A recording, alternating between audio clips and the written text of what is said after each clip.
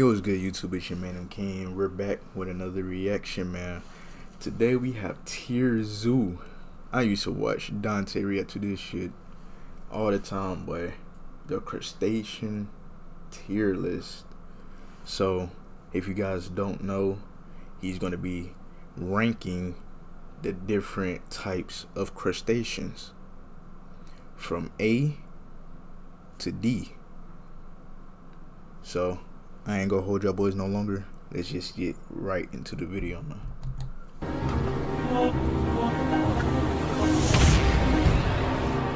That we got hit. You're a claw, bro. Oh my god. Look how much damage that did in the top left. Crustaceans are some of the most popular builds in the entire game. Say swear. In fact, they're so popular that it's become sort of a meme that every player will eventually drop their current character and switch to being a crab main. But just how competitively viable are crustaceans really? Nigga gone. Which unique abilities does the crustacean Eagle dying. Hold on. that enabled them to become such a resilient force across so many of the game's expansions and balance patches? And are they actually an optimal build choice in the current meta? Or are they just an easy-to-pilot, low-skill floor character? We'll discuss all this and more as we rank the most notable builds on the Crustacean tier list. S to F. This video was sponsored by GiveWell. Before we get into the Sturdy Weekly for Crustacean for expert all of the nations sponsored by GiveWell. Before we get into the tier list, let's first discuss the Crustacean faction's general game strategy and the key abilities they use to accomplish it. Crustaceans are part of the larger faction of arthropods, and so crustaceans inherit all the main perks of the arthropod class. The most important one, of course, is their exoskeletal armor, which provides a huge defense boost. Given that most crustaceans have to contend with some of the most dangerous builds in the game, so they got that this armor. extra protection is crucial to their viability. Their carapace, which is the thickest, sturdiest, and most important link in their armor, can block attacks from seabird beaks, fish jaws, and many of the other threats common in aquatic environments. It does, however, have the same weakness as all exoskeleton-type builds, which is that their defense stat drops drastically for a short time when leveling up.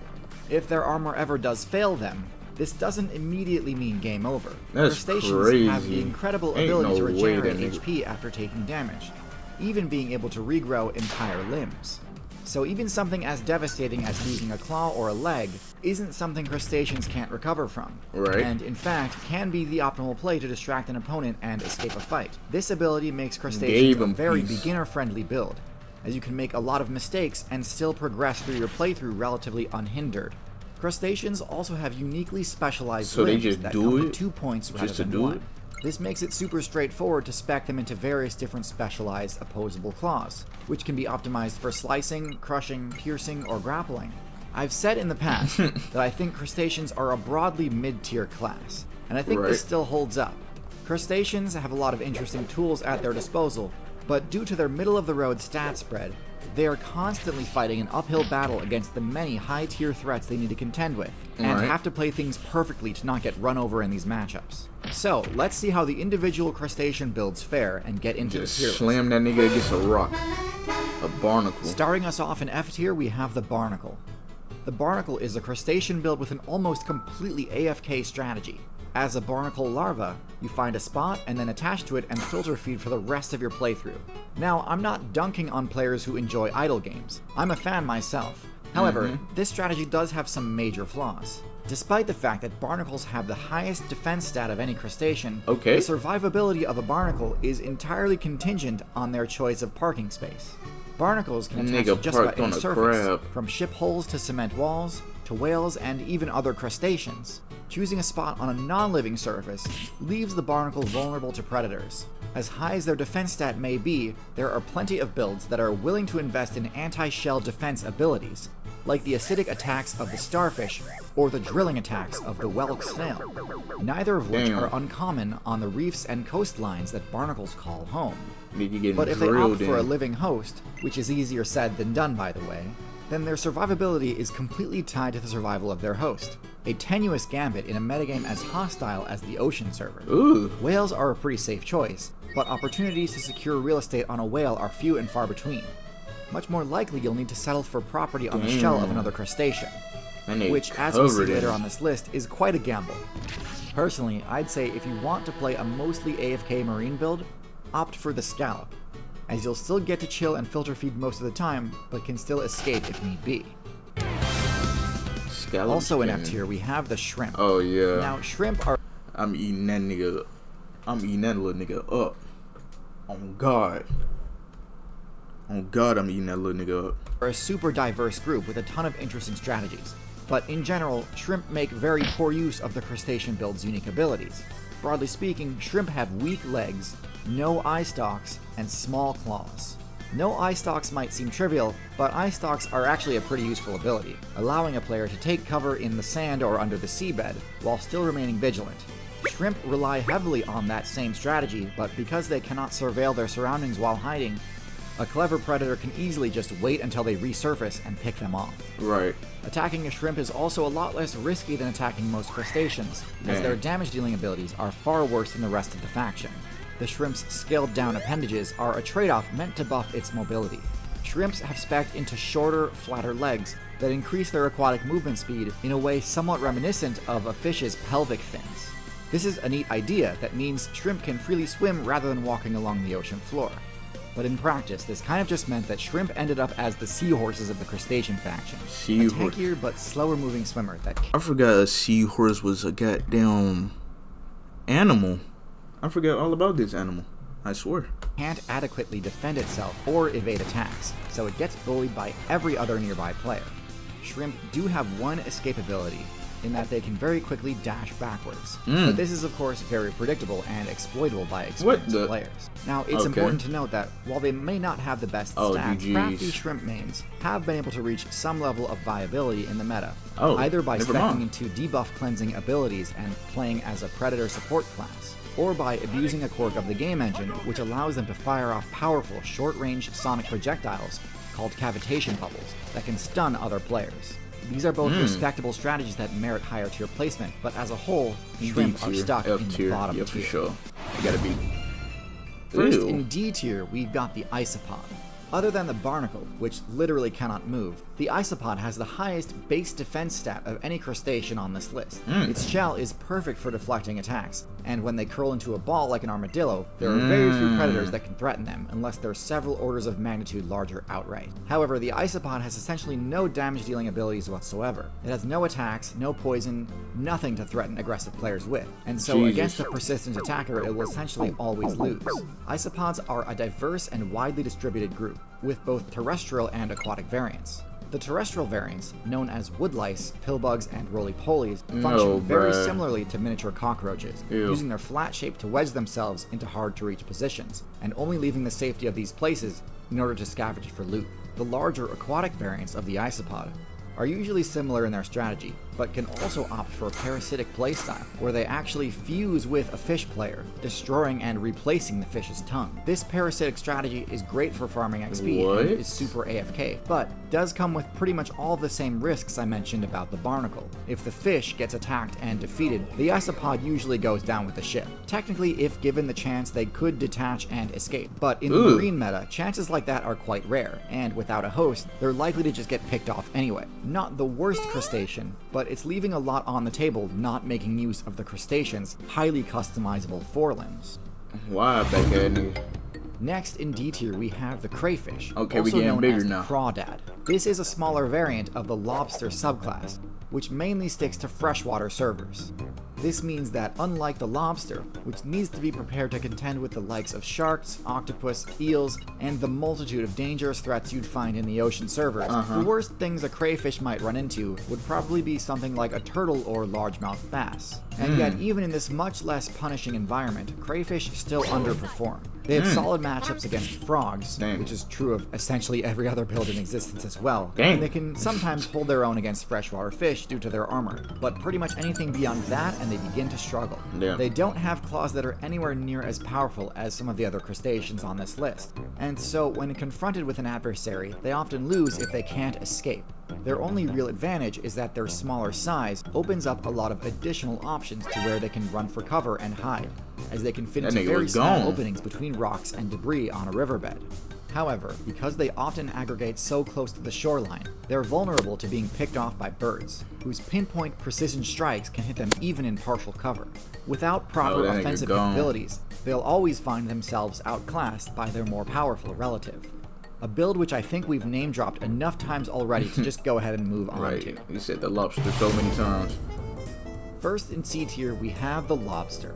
Lobsters are a solid marine tier build with lots of strengths, the most obvious of which is their incredibly large and powerful claws, which grant the lobster one of the highest grip strengths in the entire game, able to easily crush through the defenses of just about any other player, and inflict devastating damage in the process. This is excellent for defense, and also for taking control of an objective or point of interest on the seafloor. Similar to shrimp, lobsters also have fairly decent mobility, although the only direction they can move quickly is directly backwards. This is all quite solid, however, the lobster does have its own share of weaknesses in addition to the standard crustacean weaknesses. This backward mobility is fairly limiting, and means that attacking a lobster from behind often leaves them with very little counterplay options, as their claws cannot reach backwards, and if they try to use their burst mobility option, their only choice will be to move directly towards it, unless they slowly reposition themselves so that their back faces away from the threat. Now, this is in contrast to the next build on our list, which I think is a bit more versatile in its mobility. Next in C tier, we finally arrive at the crab build. The poster child for the crustacean class, and one of the most reliable and consistent mid-tiers in the entire game. Crab claws are extremely customizable, able to be optimized for whatever best suits the current meta. Some spec into smaller, more precise claws that enable to capture small prey more easily. Some spec into sharp-edged claws used for slashing at soft-bodied opponents, such as cephalopods. And some opt for pointed claws, perfect for jabbing at pesky fish who can't mind their business. However, the thing that really sets crabs apart from other crustaceans is that they've opted not to spec into the pleon trait. The pleon is the rear abdomen seen on most other crustaceans we've discussed so far. It's the tail part which allows shrimp and lobsters to use that special burst mobility option. The trade-off, though, is that the pleon vastly increases their hurt box and functions as a weak point.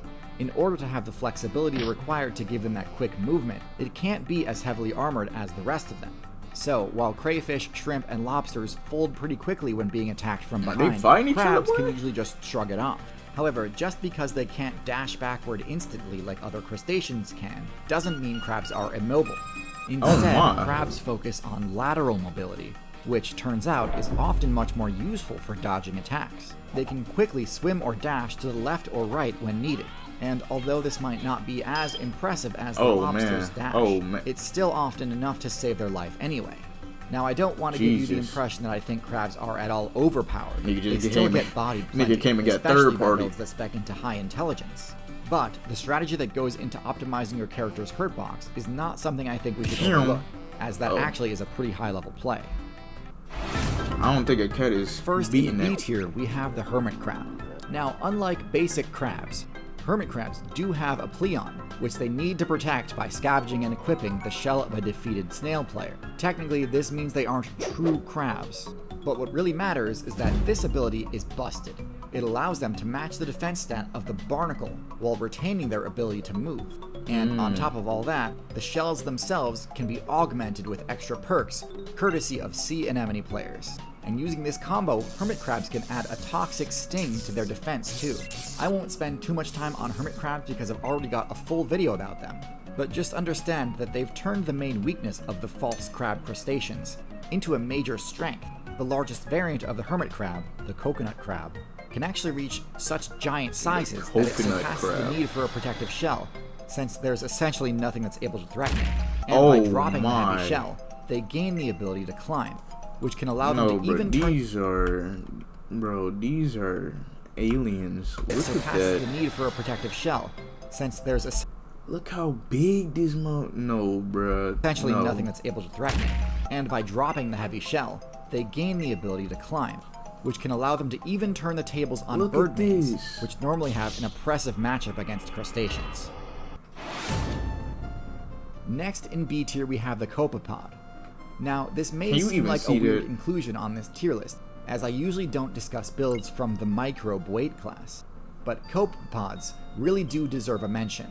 as they pretty much have the entire zooplankton metagame on lock. They're one of the most numerous builds in the entire game, and can survive almost anywhere due to a multitude of elemental resistances. They're almost like water bears in a way, except in addition to being quite durable, they're also easily the most mobile of all plankton builds. Most other zooplankton only start out in that weight class, using their microscopic size to avoid detection from larger predators. However, as they level up, they increase in size and phase out of the planktonic metagame entirely. However, while in their planktonic stage, they're usually not super competitive, as they've spent all of their evolution points on abilities that they only unlock later on. Copepods, on the other hand, are fully optimized to max out their viability against other zooplankton, and thus completely dominate the meta in that space. They're not completely invincible, of course, and do often get taken down by colonial microbes, such as the Portuguese man-o-war and its relatives. But among free-roaming zooplankton, copepods reign pretty much uncontested in their niche. This is especially problematic for human mains, because copepods also ally with Vibrio bacteria to gain the bioluminescence ability, but can also transmit the deadly disease cholera. Jesus. And at the top of our list, I don't know in any A of tier, that. we have The the mantis mantis shrimp. The mantis shrimp is famously one of the most stacked builds the game has ever seen, at least when it comes to offense. Instead of the standard crustacean grappling claws, mantis shrimp opt for either raptorial blades or bludgeoning clubs, which they can swing with truly unparalleled strength. These attacks deal devastating damage to any player unlucky enough to be caught on their receiving end, and in many cases these attacks result in a one-hit kill. Now, the mantis shrimp has a lot of hype and attention surrounding it, with a lot of players decrying the mantis shrimp as OP and broken and so on. The hype around its power stat is absolutely deserved. However, we can't forget that this build has a body plan roughly similar to the build that I've rated second lowest on this tier list. Their large, less heavily armored Pleon sticks out quite far from their carapace. That nigga just which can swimming, leave them vulnerable to ambush attacks, life. just like a regular shrimp or lobster. Damn. Which is not an uncommon occurrence given their lack of camouflage. In addition, their small fins and small legs don't exactly translate to a high mobility state, which is why, despite the fact that they're packing incredible heat, mantis shrimp usually only hunt the absolute slowest of prey: clams, scallops, and snails. This isn't a bad thing at all. In fact, I think the existence of a proper tank buster build is healthy for the overall metagame, but I do think the power of the mantis shrimp gets exaggerated a lot on forums and discussion boards. Abilities like being able to see color and polarize light in a unique way, or the bonus sonic damage effect their punches create, these are fun little quirks, but I don't think they significantly affect the mantis shrimp's place on the tier list. Give them running legs and the ability to breathe on dry land, and we'd probably need to start discussing a ban though. Overall, I think crustaceans are in a solid spot in the current meta. Not overpowered, but not to be underestimated either. Crustaceans and insects are closely related, and are the most successful factions within the arthropod class. So it's only natural that they'd constantly be compared against each other. Insects are far more dominant on land, whereas crustaceans reign supreme in the water. Though they're similar in many ways, insects have a lot of unique abilities that crustaceans do not, such as venom, eusociality, and most importantly, flight. Meanwhile, most of the important abilities we see in crustaceans are also found in the insect faction. Sturdy defensive armor, the ability to equip shells of defeated tanks, quick burst mobility, regenerating limbs. These are all things insects can do too. I will give credit where it's due though. Crustaceans do have an edge when it comes to that regen perk I mentioned. Insects can regenerate every time they molt, but insects actually stop molting once they reach their level cap, and can no longer regenerate after that. This coincides with insects getting their wings, which is kind of paradoxical because it means their most fragile feature is also the only feature they can never regenerate. Crustaceans, by contrast, continue to molt and regenerate even after reaching their full potential, reinforcing the idea that crustaceans are a more beginner-friendly build. Crustaceans are arthropods, one of the most diverse factions in the game. And while many are important parts of their ecosystems, many others, including the copepods mentioned in this video, can carry diseases. These diseases can devastate communities that don't have the infrastructure to prevent them. And unfortunately, these same communities are often the ones least equipped to fight off these same diseases. It's the season of giving, and if you're anything like me, you want to help but worry that your donations could go much further and do a lot more good if used in the most efficient way. This is where today's sponsor, GiveWell, he's going into the sponsor. Okay, I caught it. But no, bro, those weren't crabs, bro. Those were aliens. Them things were big, dude. Like, if I was to see that, I'm shooting it with a gun. No cap. What that boy said? 2A tools with a switch on it. I'm blowing it back.